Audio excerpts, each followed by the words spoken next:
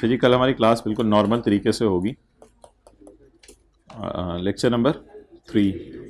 अच्छा, ये लेक्चर ना 2 पार्ट्स में अपलोड इसलिए हो रहा है ऑनलाइन वाले हजरात के 2 घंटे का एक लेक्चर, वो फिर फाइल ज़रा बड़ी हो जाती है, डाउनलोडिंग में मसला आता है। अच्छा, टाइम पे आएगा, नहीं तो दरवाज़ा ही खुलता रहेगा पूरी क्लास में इस तरह।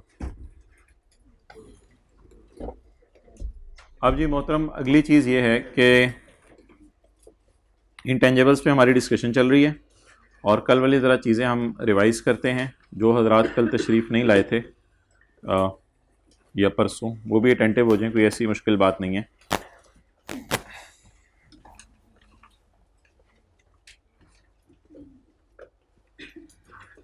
हमने ये कहा था कि एक ऑर्गेनाइजेशन के अंदर अगर आप देखें तो 4 डिपार्टमेंट्स होते हैं। एक लैब होगी जहां पर रिसर्च एंड डेवलपमेंट चलेगी। इधर देखो ना भाई। एक फैक्ट्री होगी जहां प्रोडक्शन होगी चीज़ों की, और एक सेल्स ऑफिस होगा। ये शायद आपने जाके ये चीज़ें डाउनलोड कर ली हों कल के। अगर आप नोट्स देखें तो किताब है, पता नहीं 1300 1350 की, आज अवेलेबल हो जाएगी इंशाल्लाह शाम तक। तो कल की क्लास में आप किताब जो है वो लेके आइएगा। ये वॉल्यूम 1 के पैसे हैं, 2 के ईद पे जमा कीजिएगा।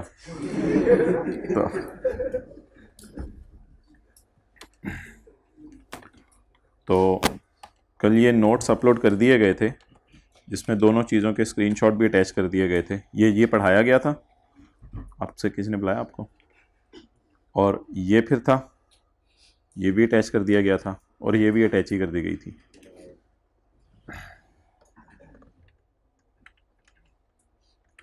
वेबसाइट का नाम बता दें दोबारा, ताकि यूज़र नेम पासवर्ड बता दें, ताकि जो हजरात आज पहले दिन तशरीफ़ लाए हैं, जैसे हम तो सोच नहीं सकते थे कि यानी पहला दिन ही बंदा छोड़ दे।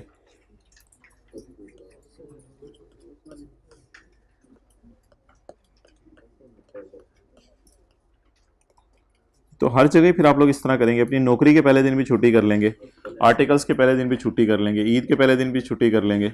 आप अपनी शादी के ज़्यादा होगी।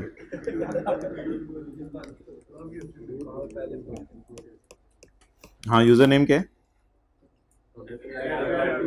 F कैपिटल या डैश 2, ये यूज़र नेम है, डैश नहीं है।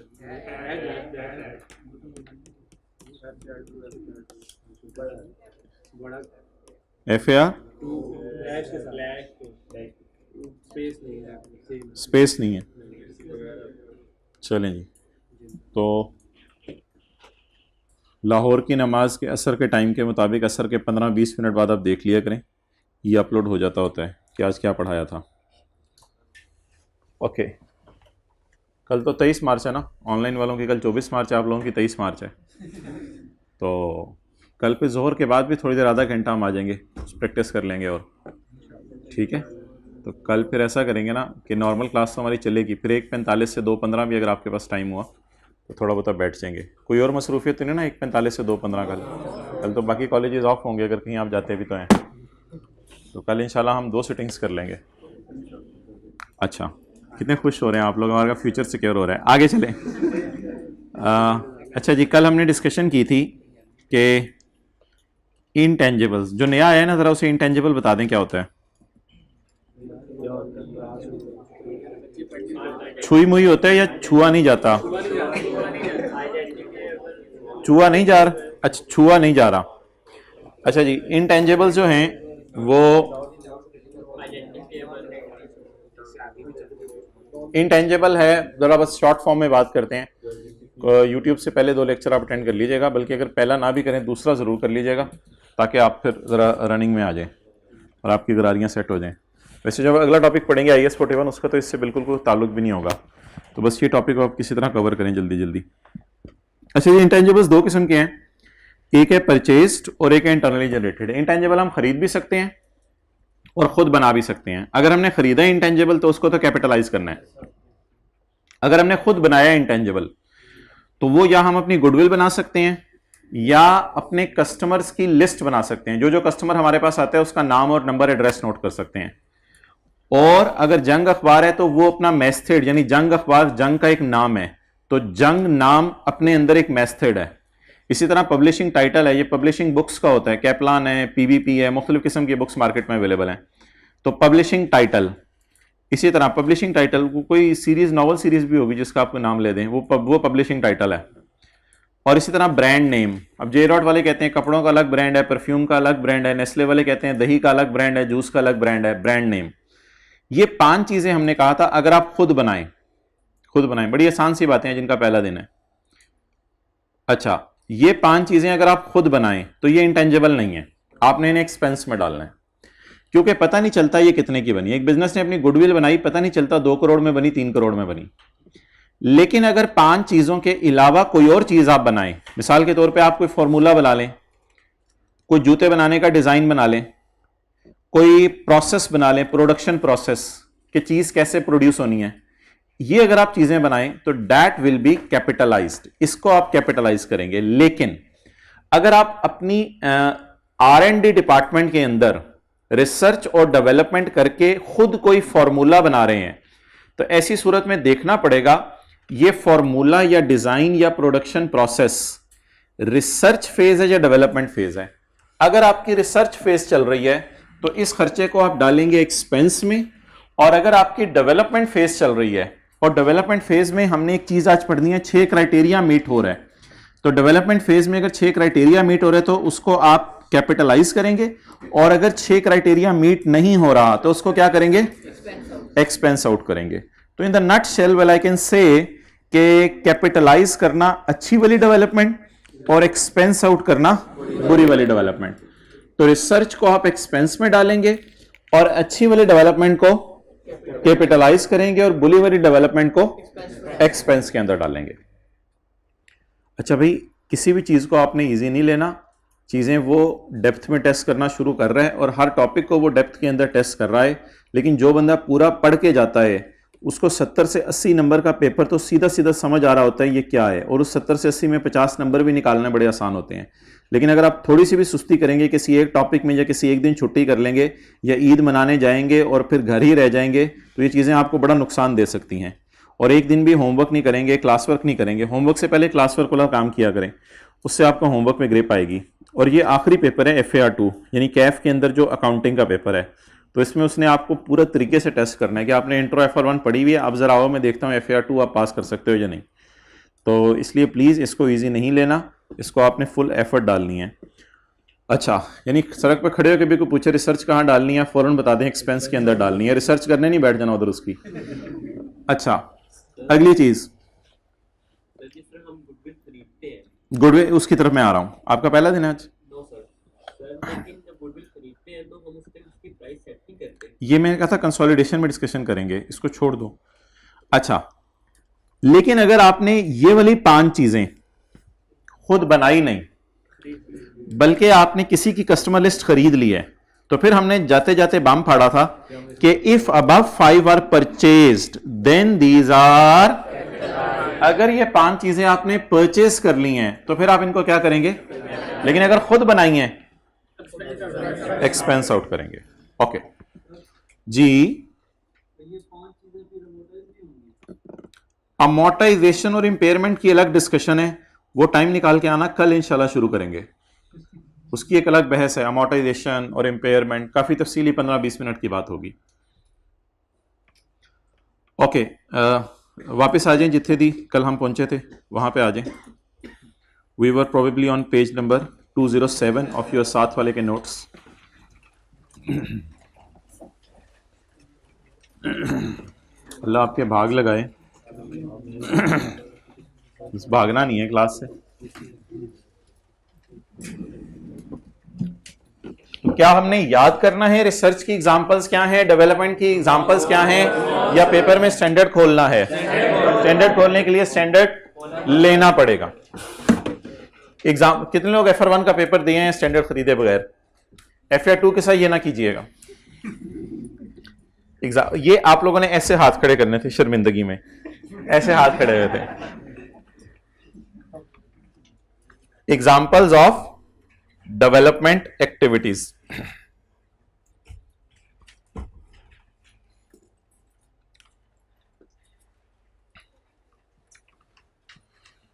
Design, construction and testing of pre design, construction and testing of what? Design, construction and testing of pre production और pre use prototypes and models. अब इस तरह का अगर कभी लफ्ज आया पेपर में, design of pre production prototype, pre production का क्या मतलब है? प्रोडक्शन से पहले सैंपल बना रहे हैं। Construction of pre production prototypes, testing of pre production prototypes. इसको आपने क्या करना है? सारे को डेवलपमेंट समझना है या रिसर्च समझना है? डेवलपमेंट समझना है। ठीक है, जो हजरात कल नहीं आए थे, रिसर्च की एग्जांपल्स हमने की थी, वो आप लेक्चर ले लीजिएगा, कोई आसान है, कोई इतनी मुश्किल नहीं है। बस अभी ना आप लोग इनको पढ़ते रहें, याद नहीं करना। अगली चीज, designing of tools, designing of jigs, designing of moulds and designing of dies involving new technology. तो ये लफ्ज आएगा आपके पेपर में, डिजाइनिंग ऑफ जिग्स, मोल्ड, सांचा। चीज बनाने के लिए कोई सांचा बना रहे हैं, मिसाल के तौर पे आपने जूता बनाना है, तो जूते का डिजाइन बनाना है, तो एक सांचा बनाया जिसके अंदर लेदर डाला जाए ताकि वो सही तरह से फिट हो जाए। दैट इज ऑल डेवलपमेंट और research development.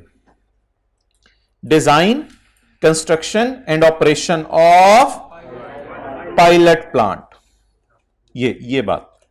Designing of pilot plant या कंस्ट्रक्शन ऑफ पायलट प्लांट, या बाद में पायलट प्लांट का ऑपरेट करना, यानी पायलट प्लांट को चलाना।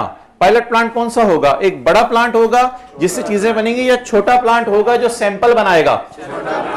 मैं सैंपल पे साथ वाले को क्यों देख, अच्छा, तो छोटा प्लांट होगा जो मॉडल बनाए, मॉडल। अच्छा, किसी और से बात कर रहा था, आप अपने आप से। That is not of a scale economically feasible for, और वो पायलट प्लांट इस काबिल नहीं है कि क्या कर सके? कमर्शियल प्रोडक्शन कर सके। आखिरी चीज हमारी रहेगी थी कल, design, construction and testing of chosen alternative. अच्छा, ये इधर भी है, ये इधर भी है।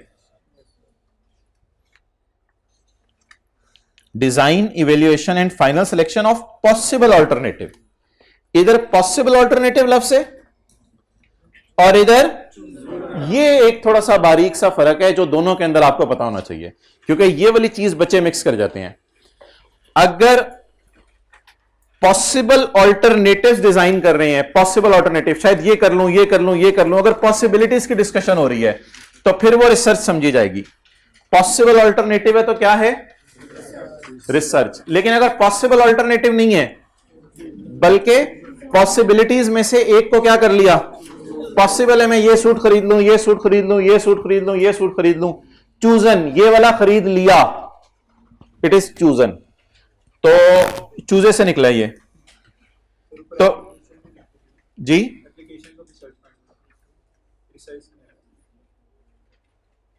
जी क्या कह रहे हैं? इसमें एप्लीकेशन को रिसर्च फाइंडिंग्स पे लिखा हुआ है, तो ये तो डेवलपमेंट नहीं होती। सर्च फॉर एवेल्यूएशन, नहीं, इन्होंने सवाल ये पूछा, इनके सवाल की तरफ मैं आता हूं। अच्छा जी, तो design of chosen alternative, construction of chosen alternative, testing of chosen alternative for new और इंप्रूव्ड मटेरियल, न्यू और इंप्रूव्ड डिवाइस, न्यू और इंप्रूव्ड प्रोडक्ट, न्यू और इंप्रूव्ड प्रोसेस, न्यू और इंप्रूव्ड सिस्टम, न्यू और इंप्रूव्ड सर्विसेज। तो अब इन लफ्जों को हमने पढ़ लिया है, पढ़ के बैक एंड पे अपने स्टैंडर्ड में नोट कर लिए या अपनी किताब के अंदर इनको देख लिया। अब जब सवाल आया करेंगे तो उनमें से हम देखा करेंगे कि ये रिसर्च फेज की एग्जांपल है या डेवलपमेंट फेज की एग्जांपल है। ओके, अब मोटी मोटी डेवलपमेंट में क्या चीजें आ गई? प्रोटोटाइप्स और मॉडल्स।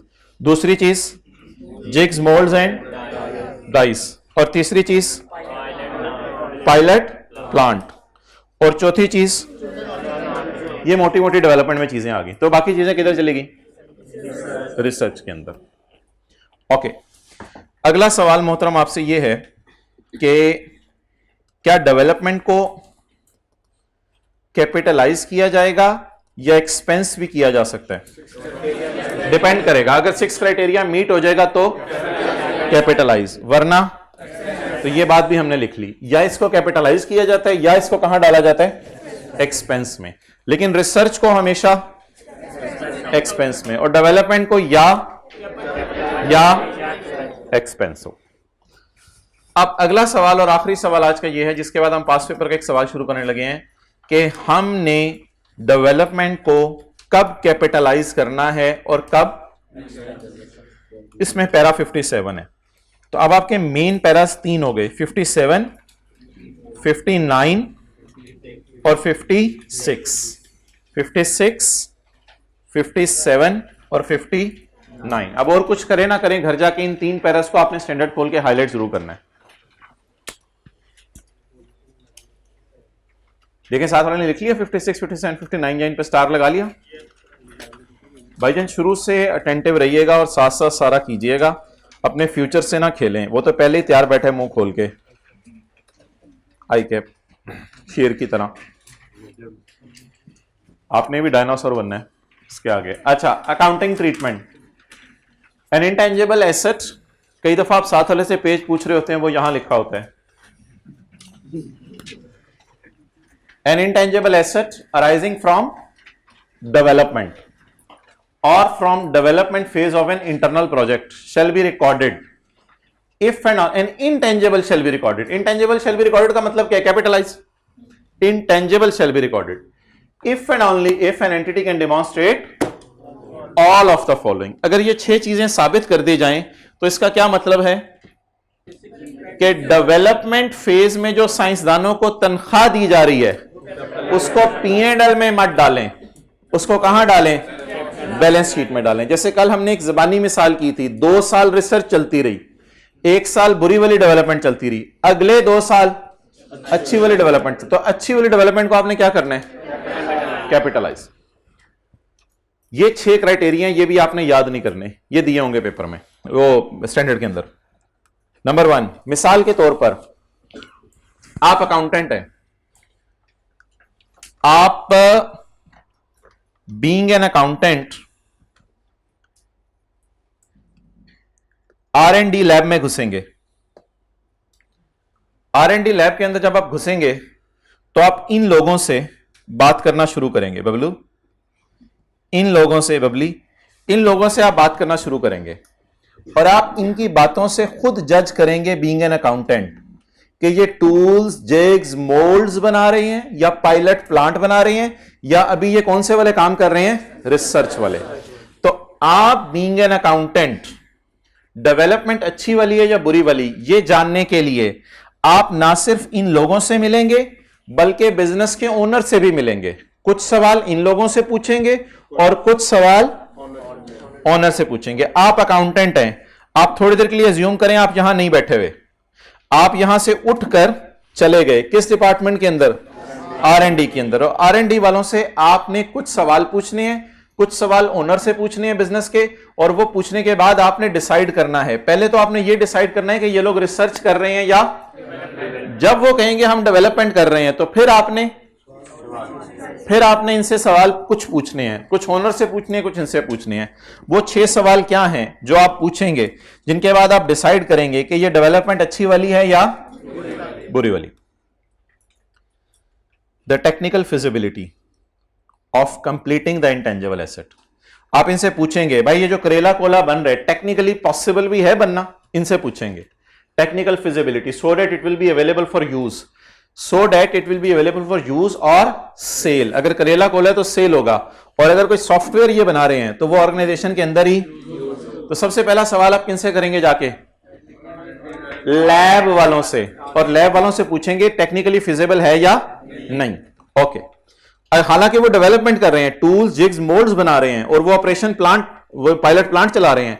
आप उनसे पायलट प्लांट चलाने के दौरान ये बात पूछेंगे, भाईजान आप पायलट प्लांट चला रहे हैं, आप मुझे बताएं ये टेक्निकली काम पूरा भी हो सकता है या नहीं? पहला सवाल ये पूछेंगे। दूसरा सवाल इंटेंशन टू कंप्लीट, ये किससे पूछेंगे? ओनर से। इनसे नहीं पूछेंगे, ये ओनर से पूछेंगे। ओनर से पूछेंगे ये जो आपने लैब बनाई हुई है, इस लैब के अंदर जो बंदों से काम आप करवा रहे हैं, तो क्या आपकी इंटेंशन भी है कंप्लीट करने के इंटेंजिबल को? बाद में आपकी मर्जी, आप इसको अपने अंदर यूज करें ऑर्गेनाइजेशन में या इसको बाहर बेच दें चीजें बना के। इट्स एबिलिटी टू यूज और सेल द इंटेंजिबल, ये शायद आप मार्केटिंग वालों से पूछ रहे हैं, मार्केटिंग डिपार्टमेंट से आप जाके पूछें क्या आप इस काबिल होगे कि बाद में इस इंटेंजिबल को हम इस्तेमाल भी कर सकें या इससे चीजें बना के बेच भी सकें? उसके लिए हो सकता है मार्केटिंग वाले कोई सर्वे करा लें इंटरनेट के ऊपर और लोगों से राय ले लें कि यार करेला कोला आप पसंद करेंगे या नहीं। तो 3000 लोगों के रिप्लाई आ गए, एक दफा तो जरूर ट्राई करेंगे। तो यहां से थोड़ा सा मार्केटिंग वालों से आप ये पूछेंगे कि ये पॉसिबल भी है या नहीं। चौथा सवाल, how the intangible will generate future economic benefit, वो भी आप मार्केटिंग वालों से पूछेंगे कि भाईजान फ्यूचर में बेनिफिट कैसे आएगा। Among other thing entity can साबित कर सकती है existence of a market for the output, output की मार्केट एग्जिस्ट करती है ऑफ द इंटेंजिबल, वही सर्वे करके। और इंटेंजिबल एसेट इटसेल्फ, या खुद ही आपने अपने अंदर यूज करना है। और if it is to be used internally the usefulness of intangible, और अगर आपने खुद यूज करना है तो वो एंटिटी में कैसे फायदा देगा। मिसाल के तौर पे सॉफ्टवेयर इंस्टॉल करने की वजह से वो जो रजिस्टर था जिसपे एम्प्लॉइज आके अपने नाम लिखते थे कि हम इस टाइम एंटर हुए हैं, वो रजिस्टर मेंटेन करना खत्म कर देंगे, सारा काम सॉफ्टवेयर कर देगा। पांचवा सवाल, ये आप शायद साइंसदानों से पूछें जो लैब के अंदर बंदे हैं। The availability of adequate technical resources, technical resources आपके पास हैं या नहीं है। या आप ओनर से जाके पूछें कि आपके पास फाइनेंशियल रिसोर्सेज हैं या नहीं। ये 2-3 करोड़ रुपए का प्रोजेक्ट है, आप इसको ले भी सकोगे या नहीं ले सकोगे। और आखिरी सवाल आपने अपने आप से पूछना है, ability to measure reliably the expenditure, कि जितनी साइंसदानों को तनख्वाह दी जा रही है बैकएंड पे इतनी अच्छी अकाउंटिंग हो रही है कि साइंसदानों की तनख्वाह का अलग रिकॉर्ड रखा जा रहा है। फलां को इतने पैसे दिए, फलां को ओवर टाइम के पैसे दिए, फलां को इतनी बिजली इस्तेमाल करने की इजाजत दी, फलां ने इतना रॉ मटेरियल मंगवाया था। ये सारा सवाल आपने अपने आप से पूछने कि ये सारा डेटा रिलायबली मेजर हो सकता है या नहीं। तो 6 सवाल हैं। नंबर 1, प्रोजेक्ट टेक्निकली फिजिबल है या, प्रोजेक्ट को कंप्लीट करने की इंटेंशन है या, उसके बाद यूज कर भी सकते हैं या नहीं, मार्केट इसके बारे में क्या कह रही है, और आपके पास टेक्निकल रिसोर्सेज अवेलेबल भी हैं या नहीं। अब फर्ज करें ये सारी चीजें पूरी हो रही हैं, बस एक चीज में मसला है कि डेवलपमेंट फेज में बार बार जब आप साइंसदानों के पास जाते थे वो कहते थे हमारे पास टेक्निकल रिसोर्सेज अवेलेबल नहीं लेकिन लगे हुए हैं, हमारे पास टेक्निकल रिसोर्सेज अवेलेबल नहीं है लेकिन कोशिश कर रहे हैं। तो जब तक वो ये कहते रहे कि शायद टेक्निकल रिसोर्सेज अवेलेबल नहीं है, जब तक साइंसदान ये कहते रहे कि टेक्निकली फिजिबल भी नहीं लग रहा, तब तक आप डेवलपमेंट को कहां डालते रहे। और जिस दिन 5 बातें पहले से पूरी हो रही थी, 6ठी बात का उन्होंने ओके सिग्नल दिया कि हमारी नजर में आप टेक्निकली फिजिबल भी हो गया है, वो जो एक डर सा था ना वो खत्म हो गया है। तो इसमें पेपर में एक लाइन लिखी होती है, recording criteria for intangible is met. कल यही लाइन पढ़ी थी ना, 3 सवालों में यही लाइन पढ़ी थी, recording criteria for intangible is.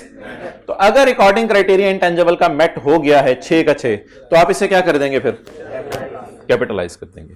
बहरहाल आज तक उसने कभी ये 6 चीजें ऐसा ज्यादा टेस्ट नहीं की, लेकिन टेस्टिंग का चांस है। इन 6 चीजों की जगह वो एक सादा सी लाइन पेपर में लिख देता है, क्या, recording criteria of intangible is met. आप बता दें जी, रिसर्च को कहां डालना है हमेशा, अच्छी वाली डेवलपमेंट कैपिटलाइज, बुरी वाली डेवलपमेंट एक्सपेंस आउट करनी। ये भाई एक सवाल पूछ रहे थे, ये कह रहे थे कि डेवलपमेंट फेज में लिखा हुआ है application of research finding is a development, definition में लिखा हुआ है, और ये कह रहे हैं कि application of research finding research की एग्जांपल्स में लिखा हुआ है। रिसर्च की एग्जांपल्स में भी ये लफ्ज, क्योंकि उन्होंने बारीकी में घर में जाके पढ़ा, अकेले में बैठ के कहीं यकसुई से मोबाइल साइड पे रख के, इन्होंने कहा एप्लीकेशन ऑफ रिसर्च फाइंडिंग इधर भी लिखा हुआ है और एप्लीकेशन ऑफ रिसर्च फाइंडिंग इधर भी लिखा हुआ है। नहीं भाई, इधर लिखा हुआ है search for application of research finding. अभी सर्च चल रही है कि रिसर्च फाइंडिंग को अप्लाई कैसे किया जाए, अभी सर्च चल रही है, रिसर्च फाइंडिंग हो नहीं रही, रिसर्च चल रही है। इधर अप्लाई का लफ्ज लिखा हुआ है और इधर सर्च का लफ्ज लिखा हुआ, तो ये थोड़ा सा फर्क है। ओके, बहरहाल ये चीजें इतना मसला नहीं होंगी क्योंकि स्टैंडर्ड हमारे पास होगा, वहां से खोल के हम देख लिया करेंगे रिसर्च एक्टिविटी चल रही है या डेवलपमेंट। बहरहाल एक चीज मैं मान रहा हूं जरूर, 6-7 चीजें उसने दी होंगी, ये भी हो रहा है, ये भी हो रहा है, 6-7 में एक दो चीज आपको टफ टाइम दिया करेगी, बाकी 4-5 चीजें आप आसानी से पकड़ लिया करेंगे। सवाल करना शुरू करें। It's over. Pass paper question number 7, page number बताएं कौन सा है।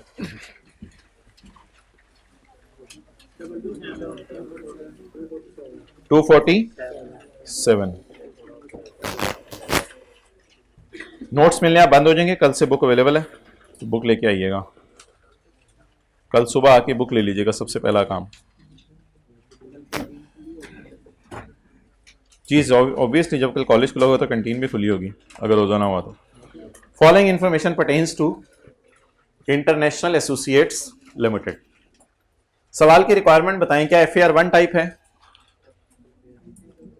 Prepare a note on for inclusion in IAL for the year ended 30 June 2000 in accordance with the मामू जी के standards, international financial reporting standards.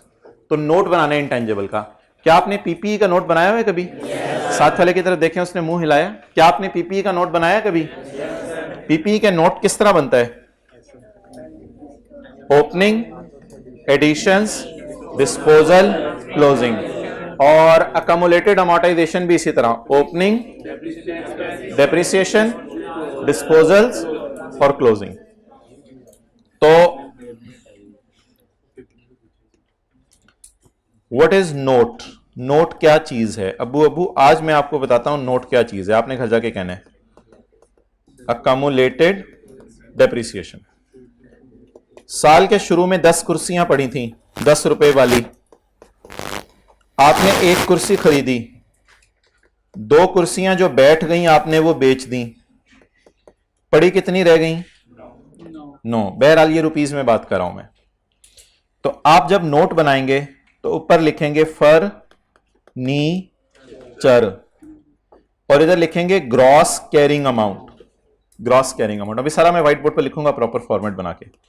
Opening 10, addition 1, disposal 2, closing 9। तो ये हो जाएगा asset account T account statement form में। इसके बाद साल के शुरू में अकमुलेटेड अमोर्टाइजेशन थी 3 या डेप्रिसिएशन, आपने 1 रुपया और डेप्रिशिएट किया। डिस्पोजल्स के ऊपर डेप्रिसिएशन आपने चार्ज कर दी हुई थी 1.3, तो कैरी डाउन आ गया 4 माइनस 1.3 2.7। तो अब आप अकमुलेटेड डेप्रिसिएशन या अकमुलेटेड अमोर्टाइजेशन टाइप एक अकाउंट बनाएंगे स्टेटमेंट फॉर्म में। ओपनिंग डेप्रिसिएशन डिस्पोजल 1.3 जी, 3 + 1 - 1.3 2. ये भाईजान बीवी बाहर आ जाएगी 9 - 2.7 करके 6.3। इसको बीवी भी कह सकते हैं, इसको CA भी कह सकते हैं, WDV भी कह सकते हैं, नेट कैरिंग अमाउंट भी कह सकते हैं। अच्छा, तो इट इज नथिंग, IAS 16 और IAS 38 का नोट इज नथिंग एक्सेप्ट कि टी काउंट्स को आप किस फॉर्म में प्रेजेंट कर दें? स्टेटमेंट फॉर्म में। Okay, following information pertains to international associates limited intangible assets at 30 June 2। International level की बातें हो रही हैं आप। Intangible assets at 30 June 15 were as follows. पिछले साल के क्लोजिंग दिए हुए हैं या हमारे साल के ओपनिंग दिए हुए हैं? एक ही बात है, एक ही बात है, एक ही बात है। सैरी करके आए हुए हैं, एक ही बात है, एक ही बात है। ऑनलाइन वालों रोजे रख रहे होंगे ना, तो एक दिन बाद। अच्छा, तो अब आप मुझे बताएं पिछले साल के क्लोजिंग हैं या हमारे साल के ओपनिंग हैं? एक ही बात है, क्योंकि हमारा साल कौन सा है जिसका नोट बनाना है? 30। आज मैं आपको नोट बनाना सिखाऊंगा। यूजफुल लाइफ ब्रांड्स की कितनी है जी?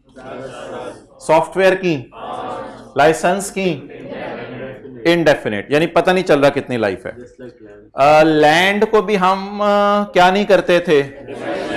डेप्रिशिएट नहीं करते थे। तो अब इस इंटेंजिबल को भी हम अमोर्टाइज नहीं करेंगे क्योंकि इसकी लाइफ पता नहीं कितने अरसे के लिए। हो सकता है हुकूमत ने लाइसेंस दिया हो और देते हुए कहा हो कि जब तक मर्जी इस लाइसेंस को इस्तेमाल करो। अच्छा, यहां तक आपने क्या चीज ऑब्जर्व की? हाइब्रिड में माइक पकड़ के, यहां तक आपने क्या चीज ऑब्जर्व की?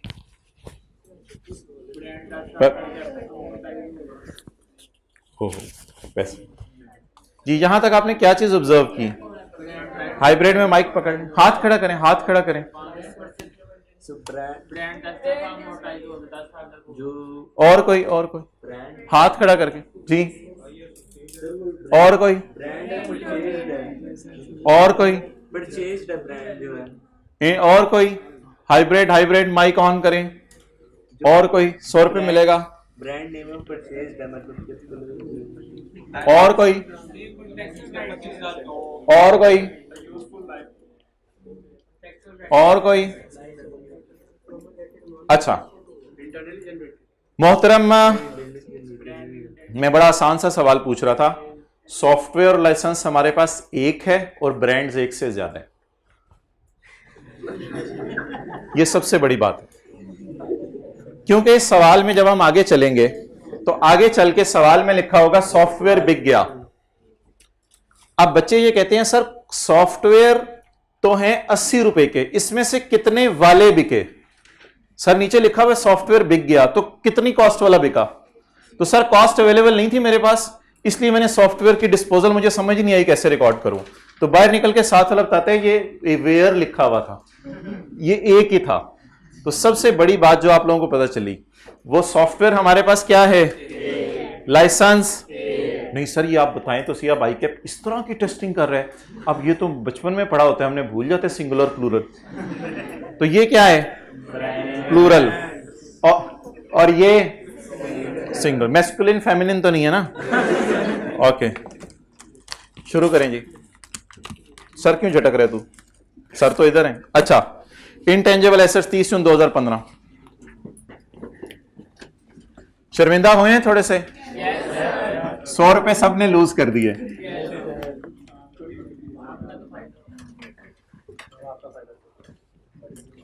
कंपनी का नाम इंटरनेशनल। अच्छा ये नोट कहां बना होता है?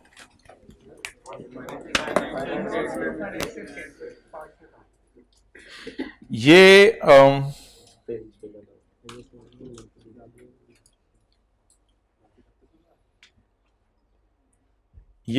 ABCDFGHIJKLMN, ये नेस्ले के फाइनेंशियल स्टेटमेंट्स हैं।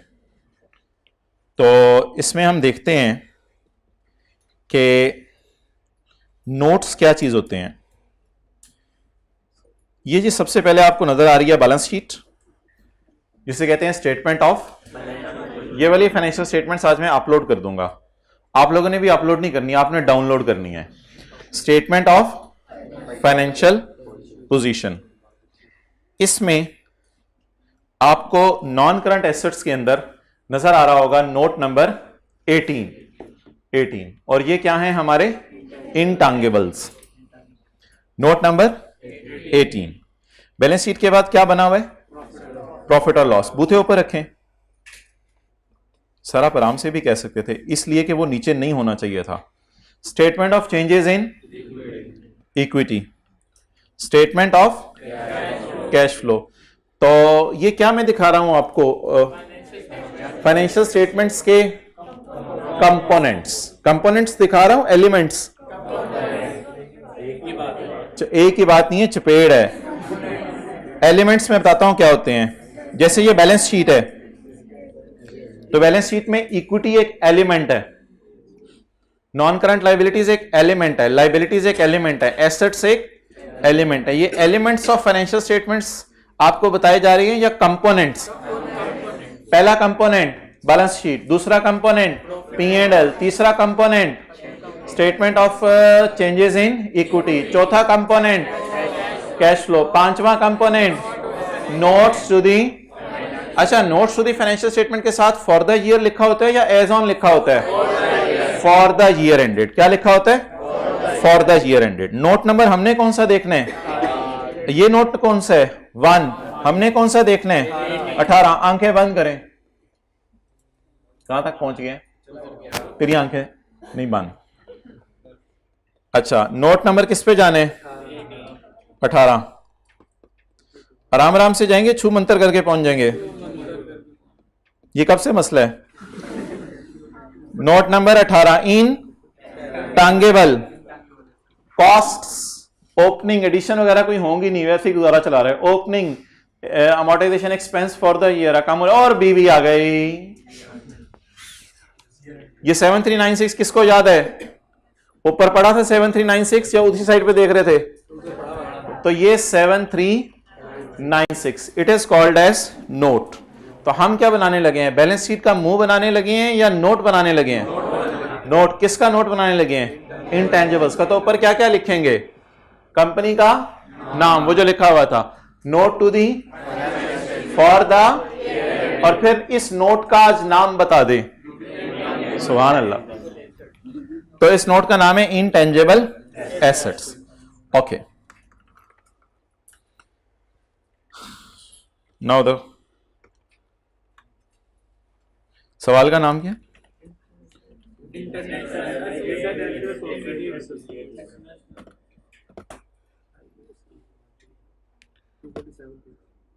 247 पेज।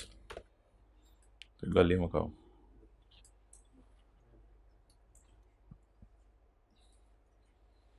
चलें जी, ऐसे करें, चलें शुरू करें।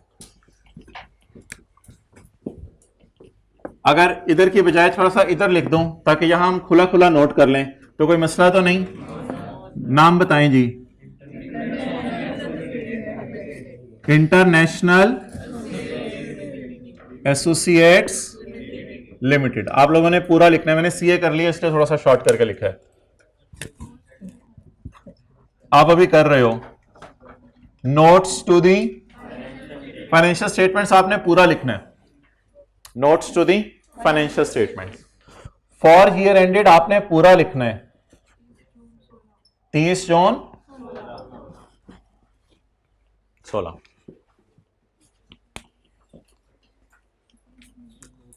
अच्छा जी, नोट का नाम इंटेंजिबल्स, नोट का नंबर 18 दे दें, 19 दे दें, 20 दे दें, 21 दे दें, 22 दे दें, आपकी मर्जी है, इसमें कोई मसला नहीं, आप जो मर्जी नंबर दे दें।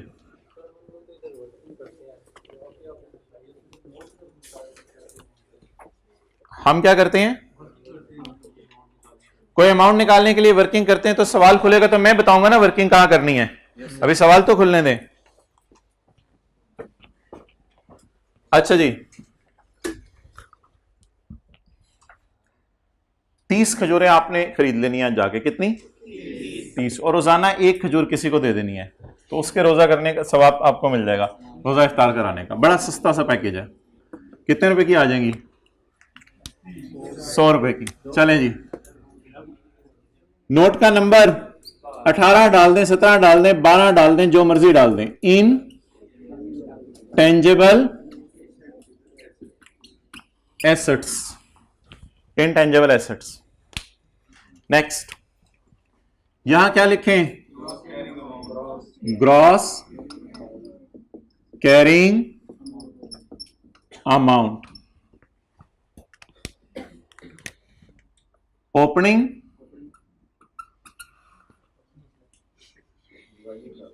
Addition, revaluation, surplus, transfer.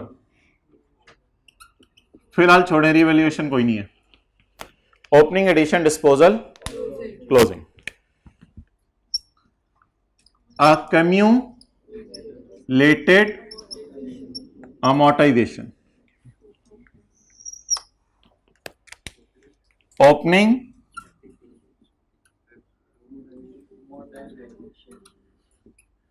थोड़े दिन लगेंगे अभी डेप्रिसिएशन को अमोर्टाइजेशन बोलने में।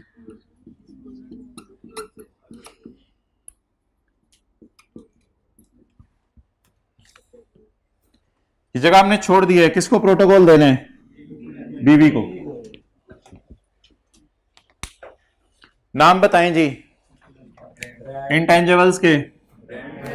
अच्छा, टोटल का कॉलम देखें रिक्वायरमेंट में, उसने मांगा या नहीं मांगा? कुछ भी नहीं कहा, तो टोटल का कॉलम हम बनाएंगे। टोटल का कॉलम कभी कभी कह देता है ना बनाओ, लेकिन अभी नहीं कह रहा तो हम बनाएंगे। अब ये ना फिर मैं अंदर वाला बना बोली कर रहा है टोटल। अच्छा जी, बोलें। ब्रांड्स, नरम वेयर,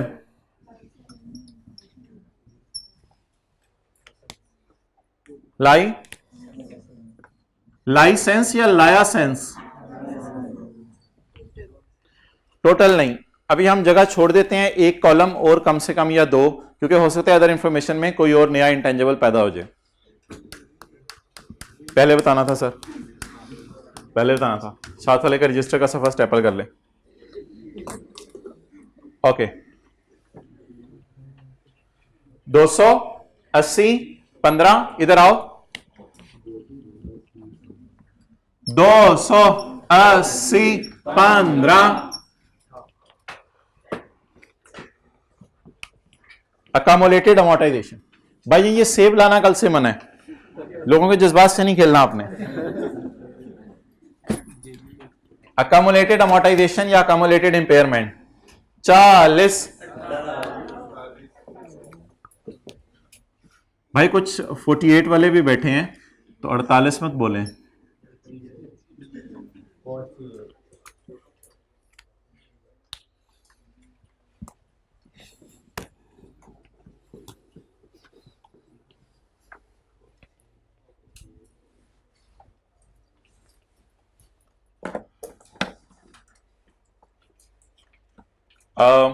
ये मुझे वैसे बताएं, रात को सोते हुए किसने इस तरह ये किया था आंखें बंद करके? Research and development department, production department, accounts office था, सेल्स ऑफिस था,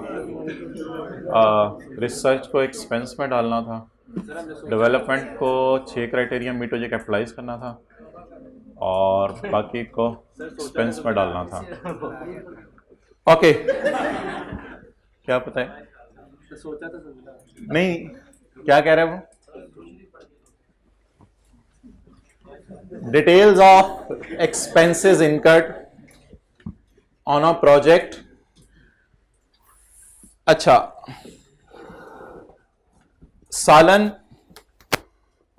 या कोई भी चीज, मिसाल के तौर पे आप बाजार से खरीदते हैं तो आपने पैसे दिए और सालन खरीद लिया, वो फौरन खरीदा जाता है किसी एक तारीख में, किसी एक तारीख में। लेकिन अगर आप बनाते हैं तो 2-4 घंटे लग जाते हैं।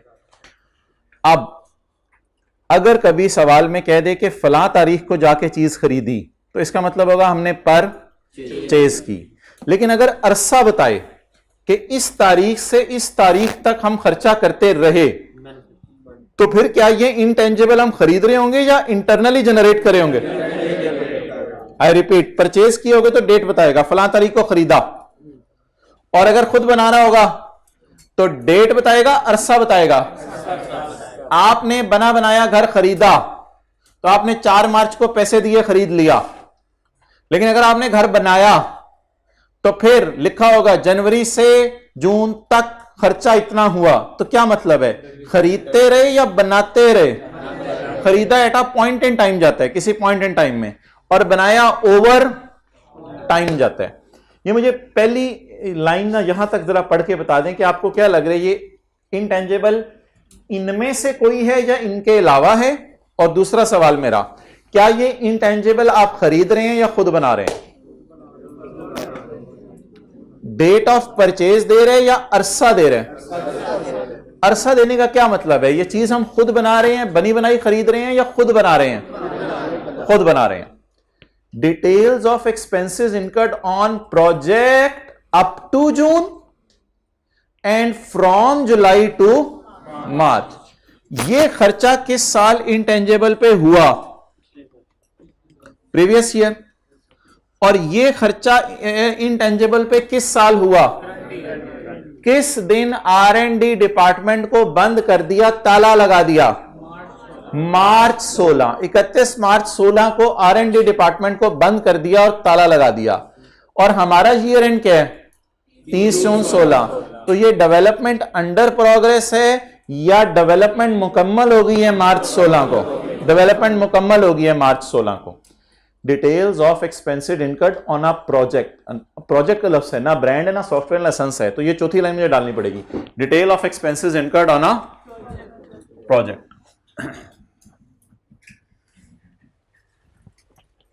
अच्छा, अगर 5 चीजें खुद बना रहे हो, goodwill, brand, method, publishing title और कस्टमर लिस्ट, उनको इंटेंजिबल नहीं बनाना। ये क्या वो 5 है या कोई छठा लफ्ज लिखा हुआ है? क्या लफ्ज लिखा हुआ है? तो प्रोजेक्ट। तो प्रोजेक्ट में हो सकते हैं हम कोई फॉर्मूला बना रहे हो, कोई डिजाइन बना रहे हो, कोई प्रोडक्शन प्रोसेस बना रहे हो। Details of expenses incurred on a project to improve IAL's existing production process. पता भी चल गया, प्रोडक्शन प्रोसेस को इंप्रूव कर रहे हैं। RS under. पिछले साल तक खर्चा कितना हुआ? 20 का। इस साल कितना हुआ? 45 जमा 20 65। एक मिनट, ये मैं लिख दूं 20 पिछले साल तक हुआ ओपनिंग, बोले हैं, और 45 का खर्चा इस साल हुआ। क्या ये लिख दूं या लाइन पढ़ के देखूं कि कैपिटलाइज होने या एक्सपेंस आउट होने? अगर कुछ ना लिखा होता नीचे तो पिछले साल तक कितना खर्चा? 30 जून 15 है ना पिछला साल, अप टू जून 15 का मतलब आपने लिख लिया अप टू प्रीवियस ईयर। पिछले साल तक कितना खर्चा हुआ? 20। हमारे साल के 9 महीने तनख्वाह कितनी दी? हमारे साल सिर्फ कितने महीने लैब खुली रही? 9 मंथ्स। जुलाई 15 हमारे साल का पहला दिन है। जिन्होंने टैक्स पढ़ा हुआ है उनको तो ज्यादा कंफर्टेबल होंगे कि 30 जून 16 तो समझ आ गया, यकम जुलाई 15 को शुरू हुआ होगा। तो यकम जुलाई 15 से 31 मार्च 15 9 महीने हमारे साल काम हुआ, और पिछले साल पता नहीं कितना अरसा काम हुआ। बहरहाल पिछले साल तक कितना खर्चा हो गया था? 20। क्या पिछले साल के खर्चे को ओपनिंग में डालें और हमारे साल के खर्चे को एडिशन में डालें, या देखें कैपिटलाइज होना है या नहीं? ओके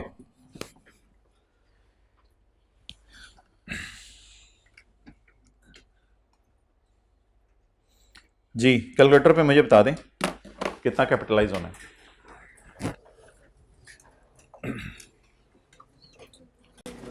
अमाउंट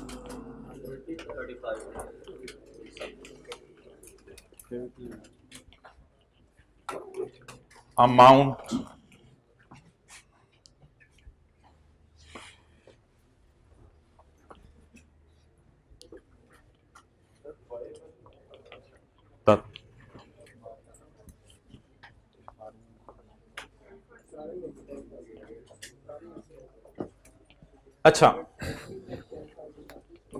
अब ना चीजें बड़ी सिंपल हुआ करेंगी। ये लफ्ज साइकैप लिखना ना बंद कर चुका है। रिकॉर्डिंग क्राइटेरिया वर मेट, क्योंकि ये लफ्ज इतना यूज टू और घिसा पिटा हो गया था कि बस हर एक को पता चल गया था रिकॉर्डिंग क्राइटेरिया वर मेट। अब रिकॉर्डिंग क्राइटेरिया वर मेट की जगह कोई भी वो नया लफ्ज डाल देते हैं, कोई भी नया लफ्ज डाल देगा। हमारे लिए काम बड़ा आसान होगा। हमने जो की डेट्स हैं, यानी जो इंपॉर्टेंट डेट्स हैं, वो इसमें से ढूंढ के जो है वो लिखनी होंगी। अच्छा, अब अगर आप सवाल को गौर से देखें तो प्रोजेक्ट स्टार्ट कब हुआ? Previous year. मुझे नहीं पता कब स्टार्ट हुआ, प्रीवियस ईयर स्टार्ट हुआ। प्रीवियस ईयर तक कितना खर्चा हो गया था? 20। Expenses were incurred evenly during the above period. ऊपर वाले पीरियड में एक्सपेंसेस इवनली हुए हैं, यानी अगर 12 महीने का खर्चा 12 रुपए है तो 1 महीने का खर्चा 1 रुपए। ऑन 30 सितंबर 15, ऑन 30 सितंबर, इन दोनों के मिड की बात करें कहीं, जुलाई अगस्त सितंबर। ऑन 30 सितंबर 15 यानी 3 महीने इधर और 6 महीने इधर। On 30 September 15 it was established that project is commercially viable. Commercially viable मेरे ख्याल से आपने पूछा होगा मार्केटिंग वालों से कि ये प्रोजेक्ट, वो जो 6 कंडीशंस हैं, 6 में से कोई एक कंडीशन वो बताना चाह रहा है पूरी हो रही है, तो बाकी तो फिर पूरी हो गई होंगी। तो इस बात का उल्टा मतलब पढ़ें तो बात समझ आएगी। 30 सितंबर को प्रोजेक्ट कमर्शियली वायबल हुआ, इट मींस कि 30 सितंबर तक कमर्शियली वायबल नहीं था। अब क्या जहन में आ रहा है आपके कि 30 सितंबर तक डेवलपमेंट तो शायद हो रही थी, रिसर्च और डेवलपमेंट का उसने लफ्ज यूज नहीं किया, डेवलपमेंट तो शायद, लेकिन बार बार साइंसदान कह रहे थे या मार्केटिंग वाले कह रहे थे it is not commercially, market में वायबल नहीं है, एक्सेप्टेबल जिसे आप कह सकते हैं, मार्केट में एक्सेप्टेबल नहीं है, वायबल नहीं है, लोग इसको पसंद नहीं करेंगे। लेकिन 30 सितंबर से ऑनवर्ड्स उन्होंने कहना शुरू कर दिया अब क्या है ये। तो अब बड़ा आसान हुआ करेगा काम। आपने सिर्फ इवेंट्स की डेट्स लिखनी है, किस दिन वायबल हुआ, किस दिन वायबल हुआ 30 सितंबर को, किस दिन डेवलपमेंट कंप्लीट हुई? दो जगह से पता चल रहा है, दो जगह से पता चल रहा है। यहां से पता चल रहा है कि डेवलपमेंट मुकम्मल हो गई है, साइंसदानों को तनख्वाह देनी बंद कर दी है। और एक और लाइन उसने लिखी है, the new process became operational with effect from. Became operational का क्या मतलब होगा? बिकेम ऑपरेशनल यानी लैब बंद हो गई 31 मार्च को, तो 1 अप्रैल की सुबह वो फैक्ट्री वालों को हैंड ओवर करके चले गए, भाई ये प्रोडक्शन प्रोसेस है, इस प्रोडक्शन प्रोसेस में तुमने जीरा इतना डालना है, दही इतना डालना है, नमक इतना डालना है, चूना इतना डालना है, ये सब कुछ आप मिला दोगे तो ये चीज बड़ी खूबसूरत और मजेदार किस्म की बनेगी। क्लियर? अच्छा, अब आप मुझे ये बताएं कि डेवलपमेंट मुकम्मल कब हुई, कहां कहां से पता चल रहा था? यहां से भी पता चल रहा है और यहां से भी पता चल रहा है। तो 31 मार्च 16, बोले बोले बोले 31 मार्च 16 नहीं बोलना था, वो तो मैं भी बोल देता हूं, 31 मार्च 16। अच्छा, डेवलपमेंट क्या हो गई? इस अरसे को कहां डालें और इस अरसे को कैपिटलाइज। इसको बुरी वाली कह देता हूं डेवलपमेंट, रेड हाइलाइटर, और दूसरा कौन सा था? ग्रीन वाला। तो इसको क्या कह देते हैं? अच्छी वाली। तो पिछले साल का सारा खर्चा कहां डालना है, जल्दी बताएं। पिछले साल का सारा खर्चा एक्सपेंस में चला गया होगा, तो क्या इसको ओपनिंग बनाऊं? क्या ये पिछले साल की बैलेंस शीट में गया होगा या कमर्शियली वायबल ना होने की वजह से P&L में गया होगा? तो इसका मतलब है पिछले साल की क्लोजिंग नहीं था, और पिछले साल के क्लोजिंग वैसे उसने खुद भी दिए हुए थे, इसमें भी इसकी डिटेल नहीं आ रही थी क्योंकि वो P&L में गया था। इस साल 45 कैपिटलाइज करूं या 45 को किसी चीज से डिवाइड करूं और किसी चीज से मल्टीप्लाई करूं? 45 को डिवाइड किससे करना है? कल सारी बहस इस पर थी। हमने 3 एग्जाम्पल्स करने की कोशिश की थी कि शायद हमारे दिल में उतर जाए कि 45 को डिवाइड किससे करना है। 45 को ब्लंडर मारेंगे, आप 12 से डिवाइड करेंगे। 45 9 महीने की तनख्वाह है, तो 45 को डिवाइड किससे करें? 9 से। अब कोई बंदा किसी फ्लैट में 9 महीने किराए पे रहा, तो 1 महीने का अगर आपने किराया निकालना है तो डिवाइडेड बाय 9 मल्टीप्लाइड बाय 1 करेंगे ना। तो ये खर्चा कितना अरसा हुआ? 9 मंथ्स। इसमें से 30 सितंबर तक वाले को कहां डालने? एक्सपेंस में, और आगे वाले को कैपिटलाइज। तो बता दें किसको पकड़ें? Working number 1, 45 divided by multiplied by अक्टूबर, नवंबर, दिसंबर, जनवरी, फरवरी और मार्च।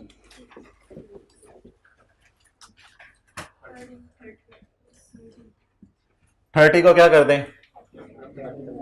एडिशन में डाल दें। वर्किंग नंबर 1 का रेफरेंस दे दें।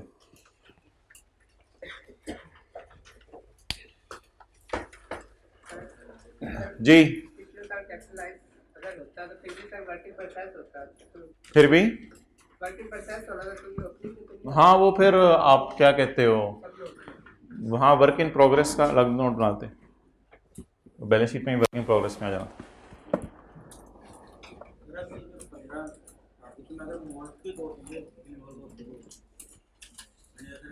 फिर वो बुरी बुरी डेवलपमेंट चल रही थी, तो एक्सपेंस में डाल दें।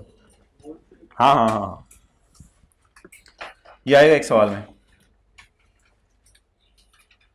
अच्छा, इस किताब के ऊपर ना छोटी छोटी करके एंट्रीज लिख लें।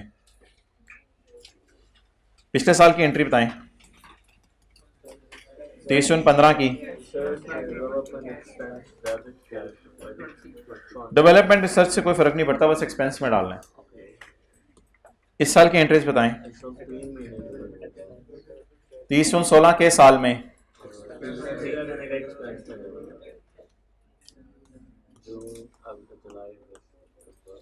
ये 15 का साल है और ये 16।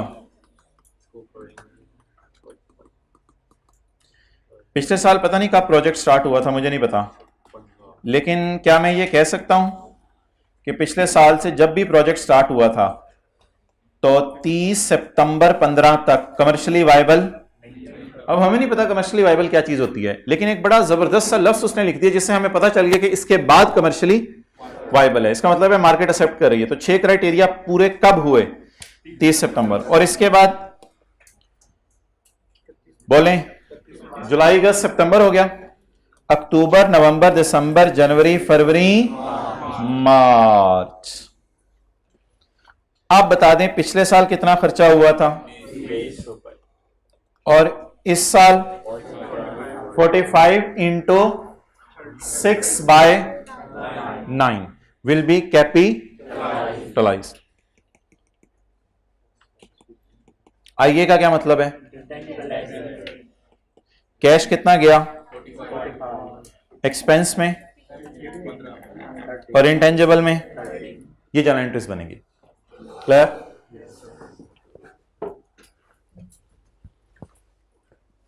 तो बस हमारा मेन टेस्ट ये हुआ करेगा किस दिन से खर्चों को एक्सपेंस में डाल रहे थे और कब से उनको कैपिटलाइज करना शुरू करना।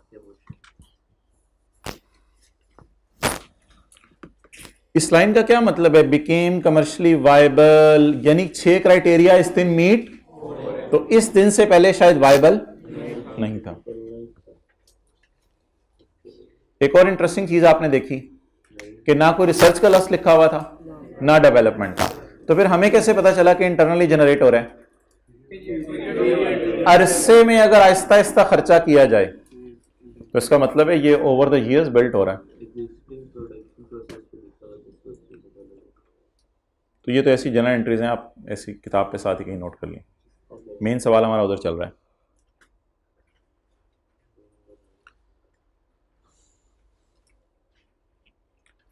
अच्छा,